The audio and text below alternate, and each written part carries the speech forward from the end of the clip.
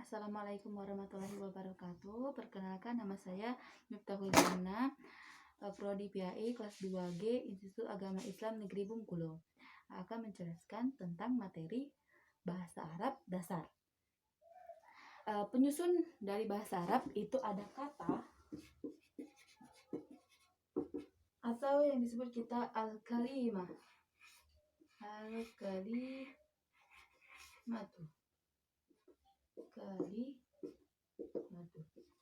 Yang kedua yaitu penyusun katanya, yaitu kalimat.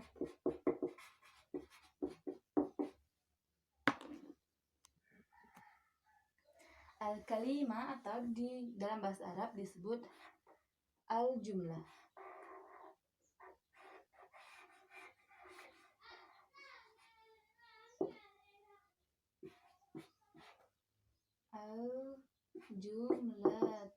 Al-jumlatu atau kalimat.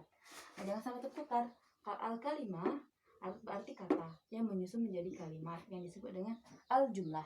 Nah, kita terfokus pada pembahasan kata karena kata ini terbagi menjadi 3. Yang pertama yaitu isim, fi'il,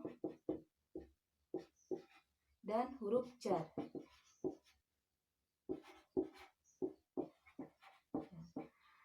Kita akan terfokus menjelaskan tentang isim. Nah, isim itu menunjukkan kata benda yang menunjukkan manusia, hewan, tumbuhan, benda mati, sifat,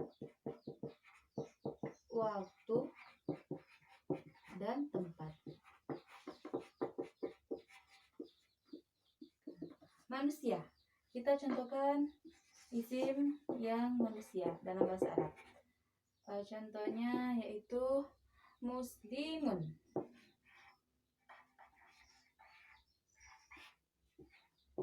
Muslimun artinya muslim. Yang hewan, kita contohkan arnabun. Nabun artinya kelinci. 3. Tumbuhan. Ushbun.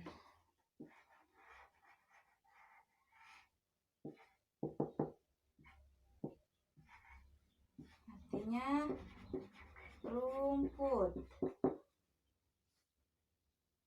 Benda mati,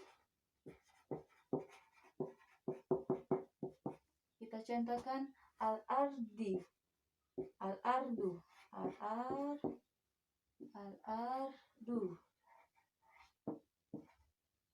al-ardu, tanah atau bumi.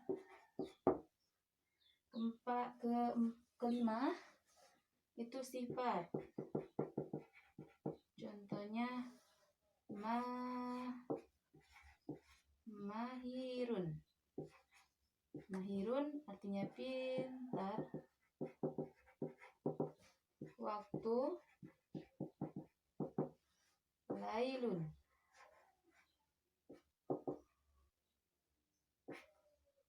Lailun, malam.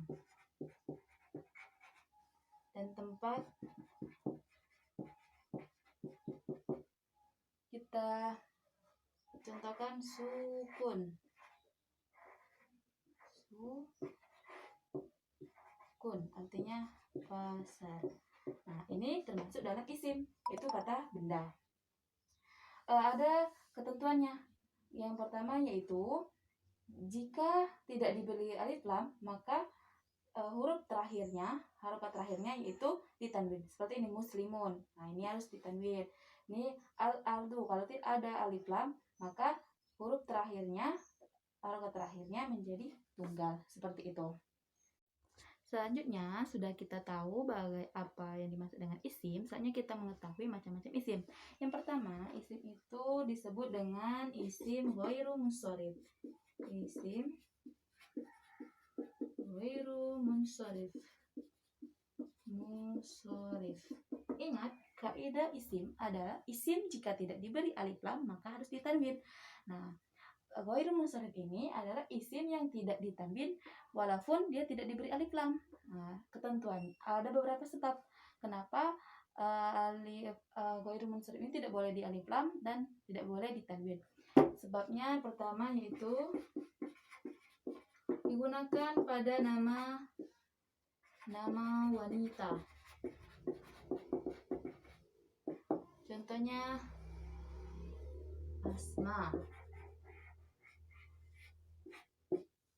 Asma atau Halimatu.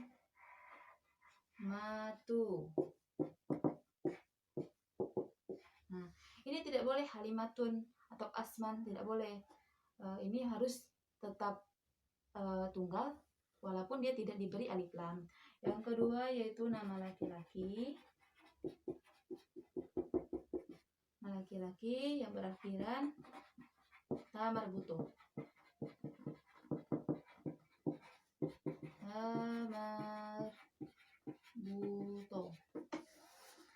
Contohnya kita ambil Muawiyatu.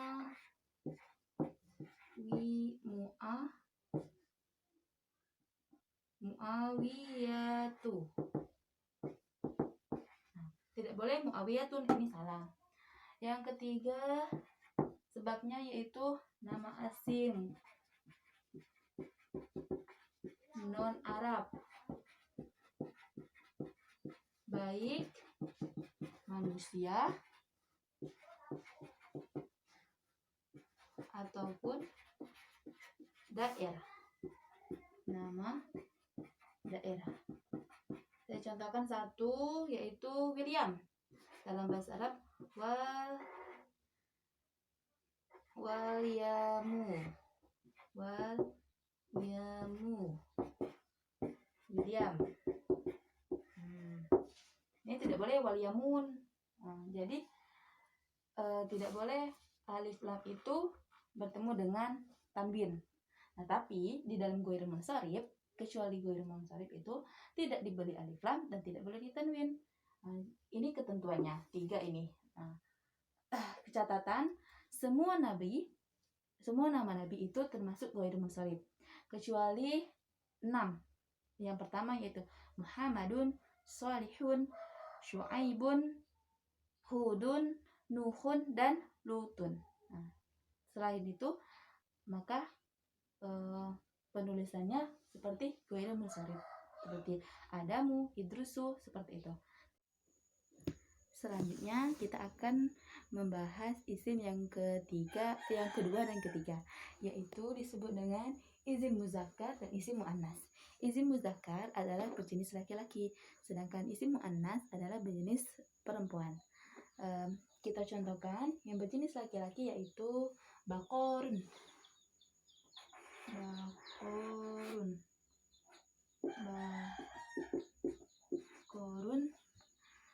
Artinya sapi jantan.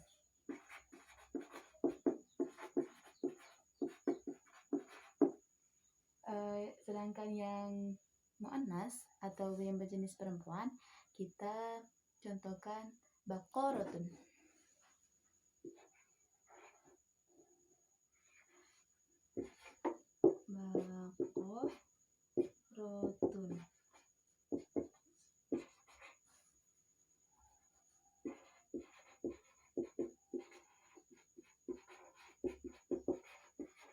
Sapi betina.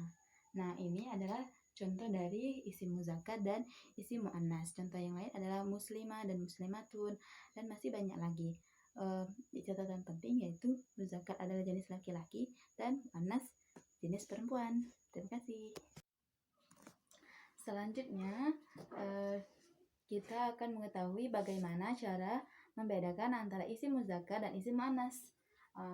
Untuk membedakannya, maka kita harus mengetahui dulu apa saja yang termasuk dalam isim muannas. Ini saya sudah tulis Yang termasuk dalam isim anas adalah manusia dan hewan yang berjenis kelamin wanita.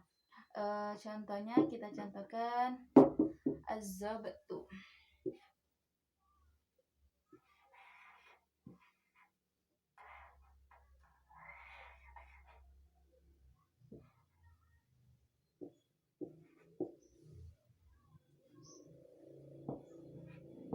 Az-zabiyatu artinya kijang betina.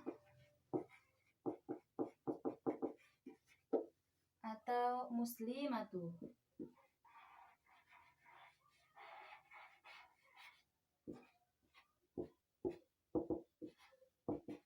Muslimah atau wanita muslim.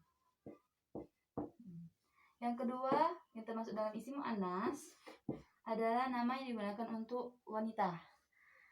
Kita contohkan Khadijah.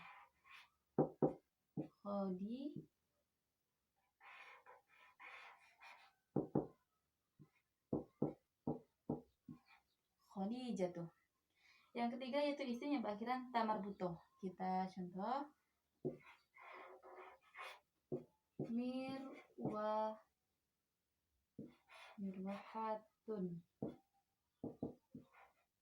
Mirwahatun artinya kipas angin. 4 anggota tubuh yang berpasangan seperti mata, telinga. Kita ambil contoh telinga, uzunun, telinga. Nah, ini yang termasuk dalam isim anas. Jadi jika tidak memenuhi 4 syarat ini, maka isim tersebut termasuk isim muzakkar. Contohnya kita kholamun. Nah, ini manusia dan hewan berjenis wanita? Tidak. Karena yang digunakan untuk wanita? Tidak juga. Isim berakhiran ta marbutoh? Tidak. Anggota tubuh? Tidak. Nah, ini berarti termasuk dalam isim muzakkar. Nah, yang ketiga ini, yang ketiga itu isim yang berakhiran ta marbutoh itu kecuali di nama laki-laki seperti Muawiyah.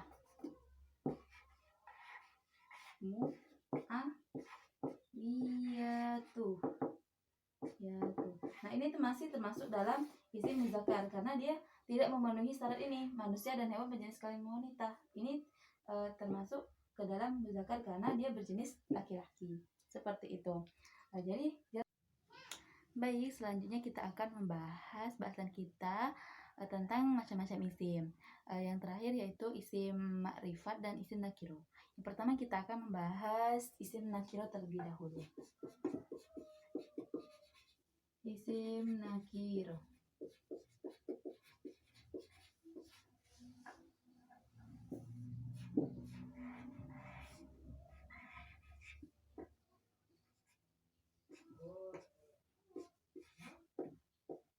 Nakiro tuh.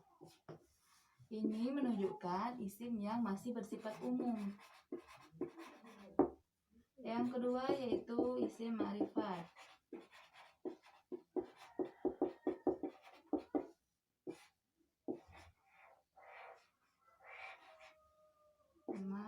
Ma'rifatu.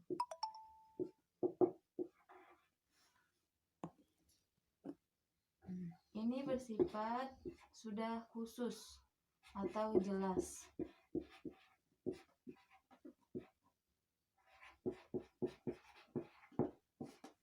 Nah, dalam membedakannya kita harus terlebih dahulu mengetahui apa saja yang termasuk dalam isim ma'rifat. Isim ma'rifat ini yang pertama yang termasuk dalam isim ma'rifat, yang pertama yaitu untuk nama manusia, daerah, kota, negara, dan tempat. Contohnya kita ambil Halimatu.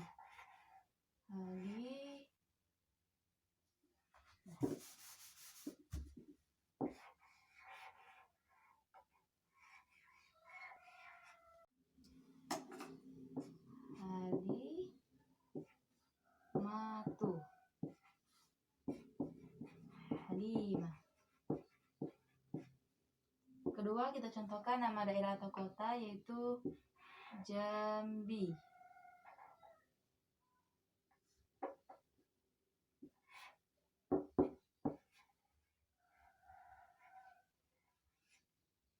Jambi.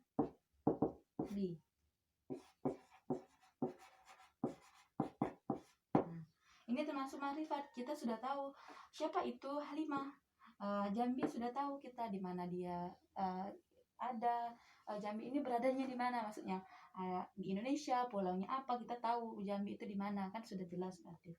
Yang kedua, yang termasuk dengan isim makrifat adalah isim yang berawalan alif lam. Nah, contohnya misalnya kita isim nakiro tadi kita beri contoh kitabun.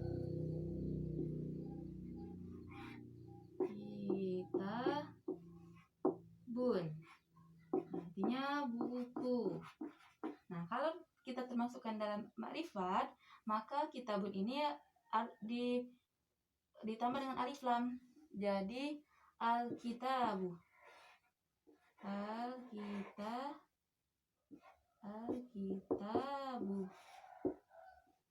Nah, ini menunjukkan ini itu. Jadi artinya buku itu. Jadi sudah jelas buku yang mana? Buku itu. Dalam penambahan alif lam ini mempunyai 3 ketentuan. Yang pertama yaitu jika huruf tanwin atau harokat tanwin diberi alif lam, maka harokatnya menjadi tunggal seperti ini. Kitabun, kalau kita ditambahkan dengan alif lam, maka menjadi al-kitabu. Tanwinnya menjadi tunggal seperti itu.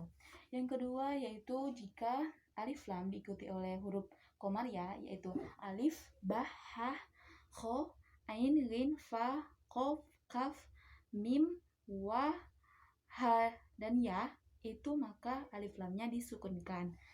Seperti ini kaf, nah jadi disukunkan. Al-kitab, lamnya disukunkan. Yang ketiga yaitu jika huruf syamsiah alif lam itu diikuti oleh huruf syamsiah, kecuali yang saya sebutkan tadi, maka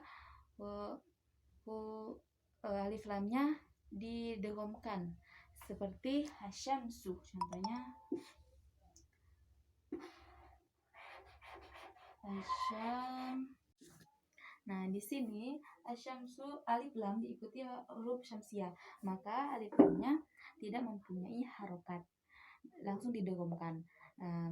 Terus diulangi kembali alif lam, jika suatu isim diberi alif lam, maka harokatnya akan menjadi tunggal.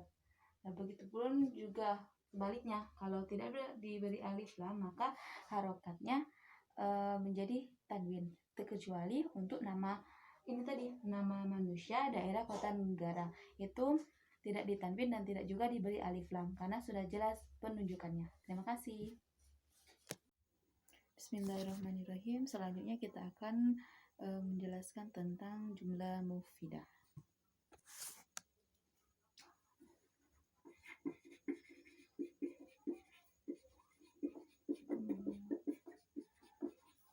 Bahasa Arabnya al-jumlatu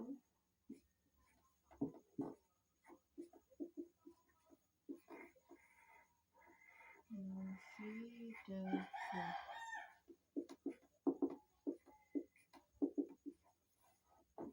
atau disebut dalam bahasa Indonesia kalimat sempurna. Kalimat sempurna ini seperti apa? Yaitu memiliki 2 syarat. Yang pertama tersusun dari 2 kata dan memberikan pengertian yang sudah jelas. Jadi sehingga pendengar tidak menunggu kalimat berikutnya. Pembagiannya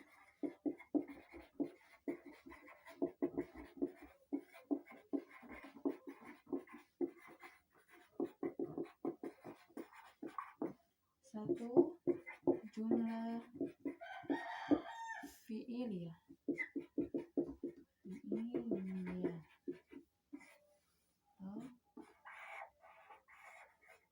Al-jumlatu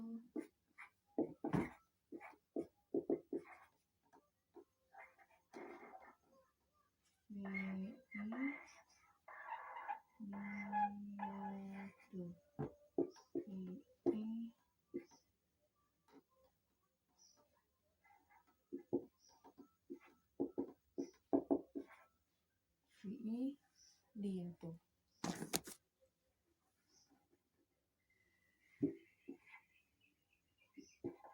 Fi'iliyatu yang terdiri dari fi'il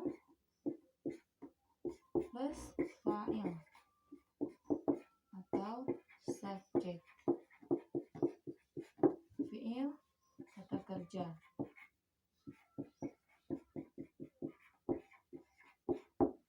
Kita contohkan komaza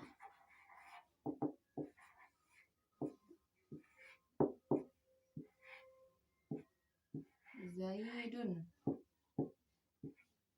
Zaidun artinya Zaid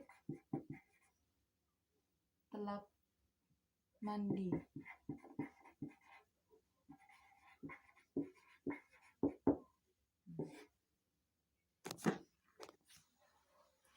Bukan.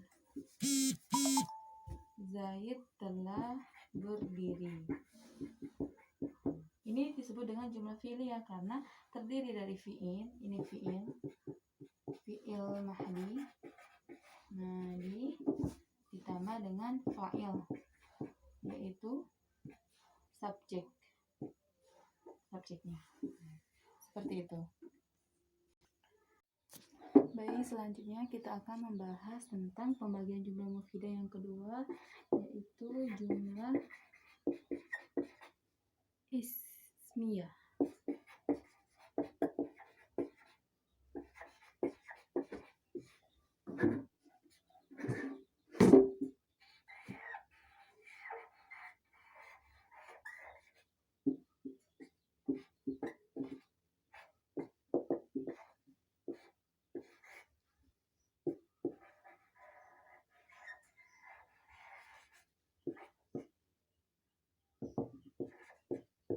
Ismiyatu.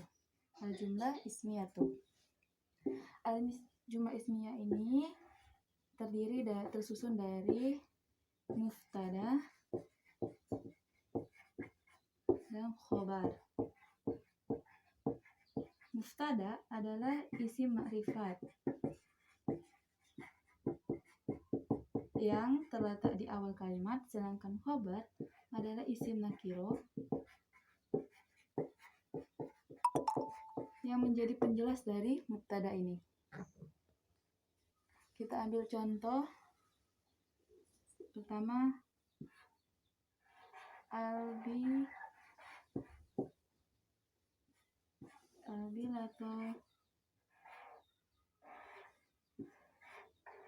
nazifun.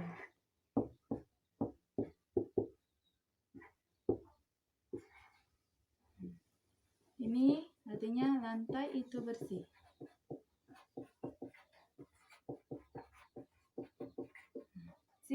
Di sini adalah isim ma'rifat. Ciri-cirinya yaitu ada alif lam yang menyatakan itu. Sedangkan khobarnya yang menjadi penjelasnya yaitu nazifun, yang artinya bersih. Contohnya satu lagi yaitu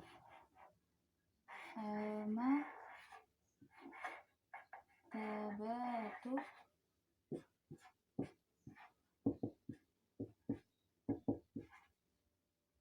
kabiratu.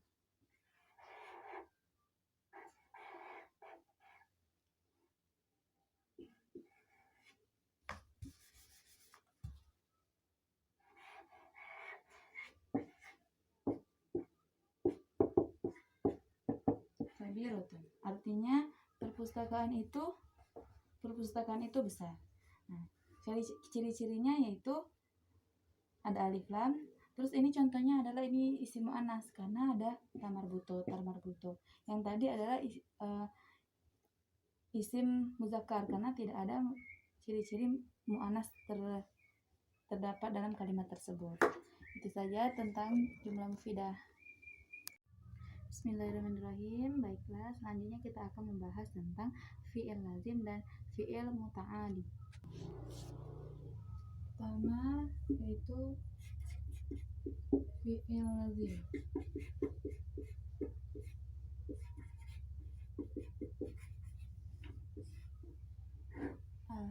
Fi'lun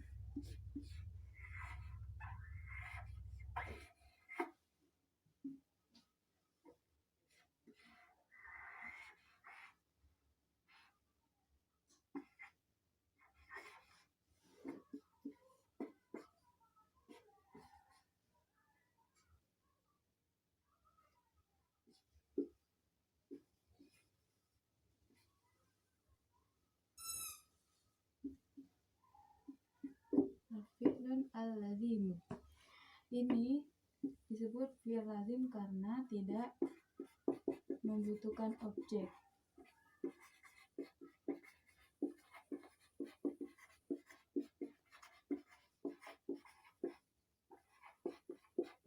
Contohnya,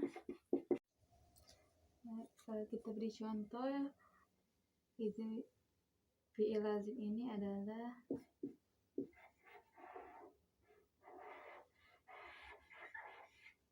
istahamma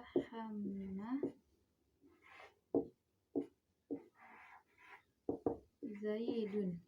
Artinya Zaid telah mandi.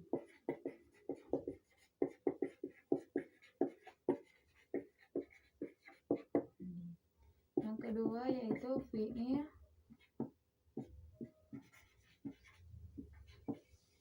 muta'adi.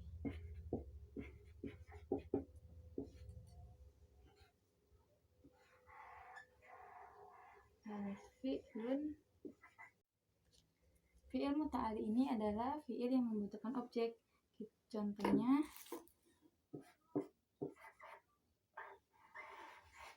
istaro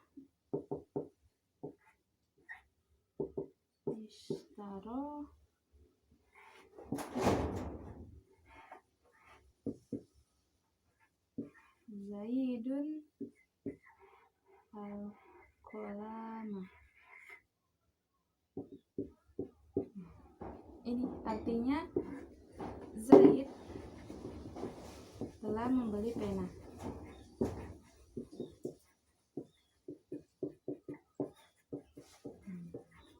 Ini karena kenapa dia disebutkan fi'il muta'adi? Karena membutuhkan objek. Zaid telah membeli apa? Membeli pena. Nah, ini ya, pena adalah objeknya. Di sini cara penulisannya pakai disebut dengan maf'ul bih, yaitu isim yang telah menjadi objek yang berasal dari pena. Kan kalau isimnya qalamun, karena telah menjadi objek maka penulisannya seperti ini, al-qalama. Harokat terakhirnya adalah fathah. Selanjutnya kita akan membahas tentang isim isyarah,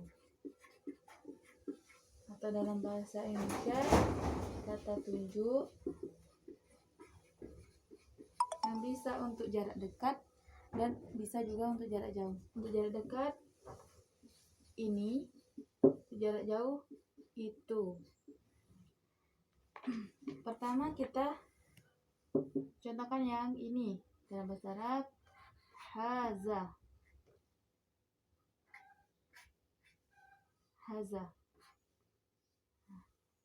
Yang kalau subjeknya lebih dari satu menjadi hazani. Subjeknya banyak menjadi haulai.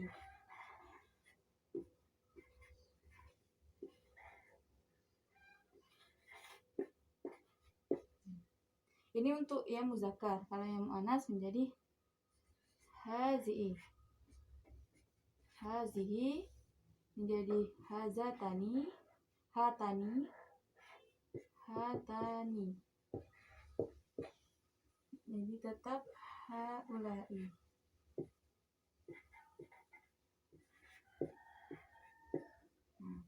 Ini untuk jarak dekat. Untuk jarak jauhnya yaitu zalika, 2 lebih zanika,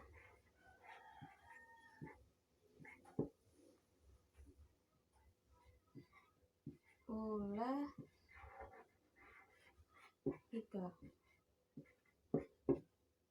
Ini untuk muzakkar, yang untuk muannasnya jadi tilka,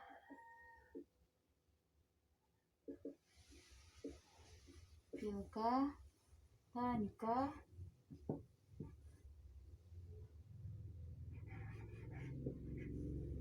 dan ulaika.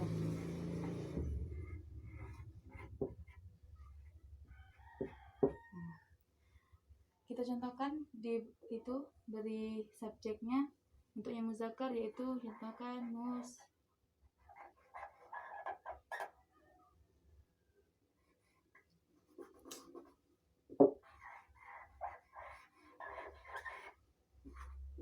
muslimun, 2 muslim jadi muslimani,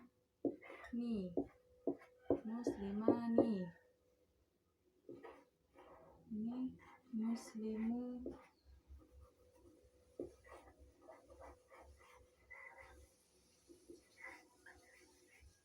muslimuna.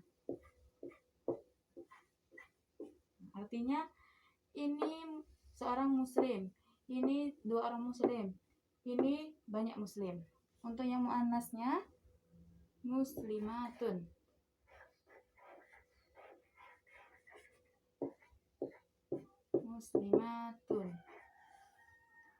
menjadi muslimatani,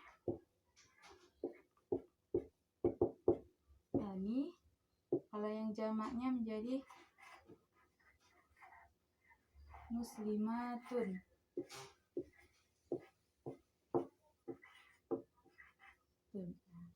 Seperti ini. Begitu pula yang itu, ini seperti ini, yang itu tinggal pindahkan ke sini, sama saja. Ini juga untuk muannasnya sama saja. Bismillahirrahmanirrahim. Selanjutnya kita akan menjelaskan tentang mufrad, mutsanna, dan jamak. Mufrad, mutsanna, dan jamak. Mufrad itu artinya tunggal atau satu, ini 2, ini lebih dari 2 atau banyak. Kita contohkan tadi, yang tadi muslimun. Kalau di sini jadinya muslimani. Di sini menjadi muslimuna.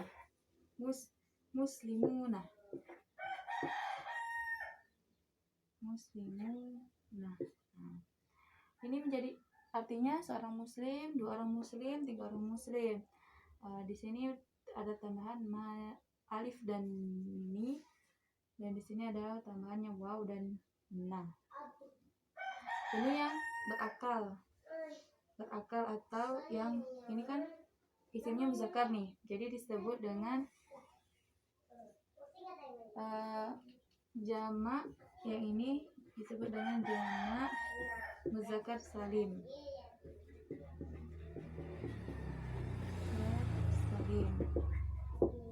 Untuk yang muannas, kita ambil contoh yang tadi, muslimatun menjadi muslimatani,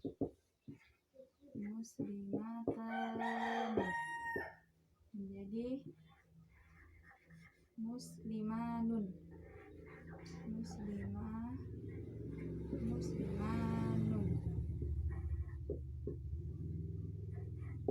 ini disebut dengan jamak muannas salim. Kenapa dia muannas? Karena ini tadi dia mempunyai ciri-ciri itu isim muannas, ada ta marbutonya dan terus jenis kelamin wanita seperti itu. Yang sudah kita bahas pada materi sebelumnya. Ini yang berakal. Kalau tidak berakal, contohnya tidak berakal kita contohkan kitabun menjadi kita bani menjadi kutubu. Nah, seperti inilah kalau tidak berakal. Kalau tidak berakal disebut jamak taksir. Beda dengan yang berakal tadi. Menjadi kutubu untuk jamaknya. Itu saja materi dari saya. Jika ada kesalahan saya mohon maaf. Saya akhiri. Wassalamualaikum warahmatullahi wabarakatuh.